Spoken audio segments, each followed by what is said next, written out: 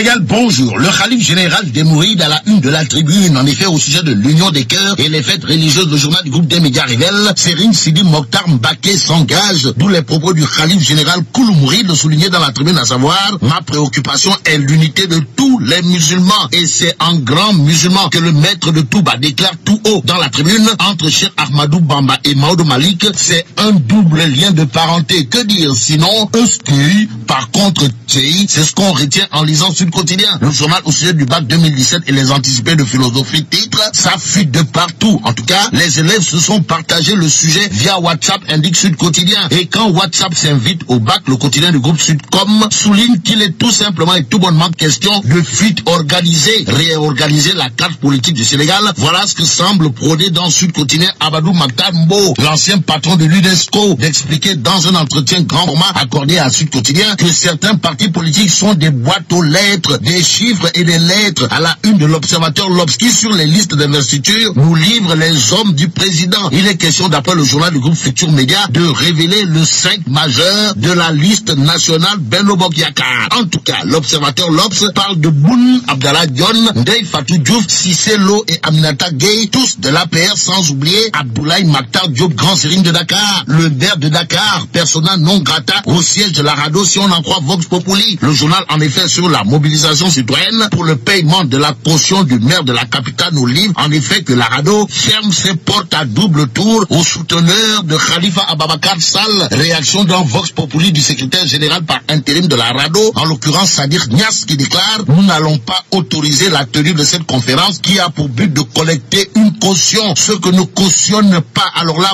pas du tout. Monsieur le porte-parole et du gouvernement et de l'APR est à lire à la une de Vox Populi. En tout cas, Seydou Gueye, puisque c'est de lui qu'il s'agit, n'entend pas user du vocabulaire de nos ancêtres les Gaulois avant de confier à Barka Ismaba, mon confrère de Vox Populi, que le report des législatives n'est pas à l'ordre du jour. Ce jour, Vox Pop parle de Seydou Gueye qui répond à l'opposition tout en se prononçant sur les élections du 30 juillet. D'où le titre qui barre la une de Vox Populi, à savoir, le pouvoir contre-attaque, s'attaquer à une équation à deux inconnus. Au sujet des législatives, voilà ce que fait le quotidien Réumi. Le journal barre sa une d'une grosse interrogation ou encore une question à deux balles, à savoir, et si Wade père était de connivence avec Macky Sall? En tout cas, Hassan Samb du quotidien Réumi, dans la rubrique Au-delà des faits, renseigne qu'en réalité des réalités, c'est le PDS, c'est le PDS et c'est le PDS, le talon d'Achille de l'éclatement de Manko en trois entités. Que retenir sinon, d'après le quotidien Réumi, l'hypothèse d'une mafia entre Ndiombor et Sawai Kormarem n'est pas